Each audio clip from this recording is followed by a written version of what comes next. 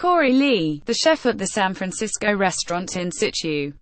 Asian American chefs like him are changing the American palate.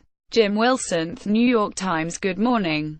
Want to get California Today by email? Here's the sign-up. Today's introduction comes from Ligaya Mission, a food writer for The Times. As an Asian American born in Los Angeles and raised in Honolulu, I've thought a lot about what it means to grow up in multiple cultures at once: my Filipino mothers, my British fathers, and my America. For a recent piece on how Asian American chefs are changing the American palate, I spoke with some 24 chefs and restaurateurs of Asian descent from across the country, many in California, who came to the U.S. as children or were born here to parents who were immigrants or refugees. The details of their biographies are different, but the sense of duality is shared. And for many, that sense was heightened, early on, by food. When friends came over and it smelled like sour fishy things, it was weird, said Chase Valencia, a Filipino-American who runs Laza in Los Angeles with his brother Chad. Nikki Nakayama, the Japanese-American chef of Naka in Los Angeles, remembers lifting the lid of her bento box in the school cafeteria to find little neck clams staring up at her, with eyes it felt like, she said. Some chefs resisted the claims of their heritage. Corey Lee, the Korean-American chef of Bennu in San Francisco, once threw out his mother's painstakingly made stores of kimchi when he was a teenager. Now he ferments his own kimchi at Bennu, then transforms it into a membranethan, crispy glass to hold a single bite of pork belly and oyster. Is this authentic? It's a question Asian American chefs often have to field, as if we've been sullied by American culture, said Deep Tran, the chef of Good Girl Dinette, a Vietnamese diner in Los Angeles. More important to many chefs is a commitment to season and place. Chad Valencia of Laza makes sinigang, a Filipino soup with local rhubarb and pickled Fresno chili peppers. Preeti Mistry, whose Indian-inflected restaurants include Juhu Beach Club in Oakland, adds nectarine to her chaat sev puri in summer and sweet potato in the fall. When people ask what region of India the food is from, I say Oakland, she said. For Dookie Hong, who makes Korean fried chicken at Sunday Bird, a pop-up in San Francisco, the question of what to cook is entirely personal. I cook Korean food not because I have to, because it's my heritage, he said. I have to cook what I love to eat. California Online. Please note we regularly highlight articles on news sites that have limited access for non-subscribers. Investigators examine a pickup truck involved in a shooting rampage at the Rancho Tehama Reserve near Corning, Calof, on Tuesday. Rich Pedroncelli. Associated Press. A gunman rampaged through the small Northern California town of Rancho Tehama Reserve on Tuesday, killing at least 4 people and wounding at least 10 others. The gunman, who was fatally shot by the police, had entered an elementary school but was unable to get into classrooms. The New York Times. Steve Jurvetson, a founding partner of a well-known venture capital firm in the Silicon Valley, is leaving the firm after it began an investigation into his behavior with women. He is also taking a leave of absence from the boards of Tesla and SpaceX. The New York Times. At a meeting in Germany, Gov. Jerry Brown assailed a remark President Trump made about climate change being a Chinese hoax. He told Chinese environmental officials it was probably the most absurd thing that has ever been said on the topic.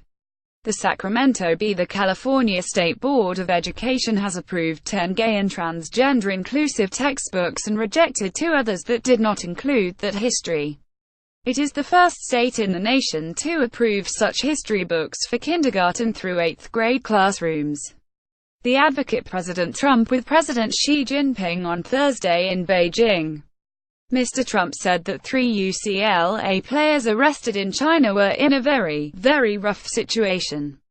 Doug Milster. New York Times. The 3 UCLA basketball players who were arrested last week in China were on the way back to Los Angeles on Tuesday. President Trump is getting credited with an assist. The New York Times. A former San Francisco mayor and other victims of the wildfires in Northern California have filed more lawsuits against Pacific Gas Electric. The new lawsuits allege that the utility failed to manage the growth of vegetation near its power lines. The Mercury News: the Getty Villa is expected to complete its renovation on April 18. When the Getty Villa unveils its year-long renovation, visitors will be greeted with several new exhibitions. Newly conserved frescoes will come out of storage, objects in the permanent collection will be rearranged, and there will even be a Play-Doh exhibition, featuring Play-Doh.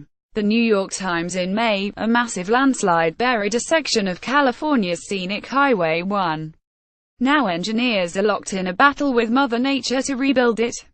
The Los Angeles Times: the Salesforce Tower will soon become San Francisco's tallest building.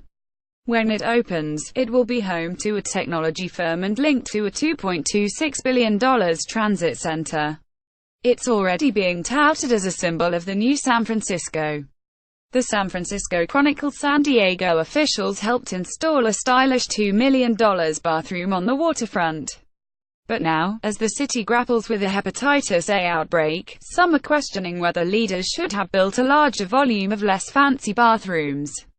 The San Diego Union Tribune: and finally, a dry side channel of the Tule River in October 2016. Some nearby residents in East Porterville are just now getting water service back after years of drought. Stuart Pally for the New York Times: after one of the wettest winters in state history, and with more rain expected on Wednesday, the drought may seem like a distant memory to many Californians. But in parts of the San Joaquin Valley, where the water shortage was felt most acutely, the recovery has been slow going.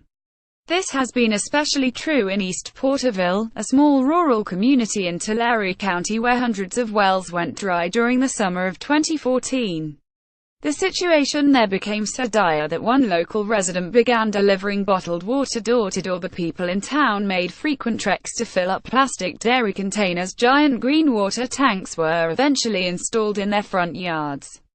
Now, more than 3 years later, state officials say they are almost done restoring residents' access to a reliable water supply. By the end of the year, they hope to have about 750 of East Porterville's 1,200 homes connected to a nearby city's water system. The remaining households have chosen to forego a water bill and place faith in the wells once more. Doug Carlson, a spokesman for the Department of Water Resources, said the agency was happy that so many residents have signed up for service. Officials, he noted, have been pushing hard to get these people connected so they never have to do without water again. California Today goes live at 6 a.m. Pacific Time weekdays. Tell us what you want to see. Saturday@nighttimes.com.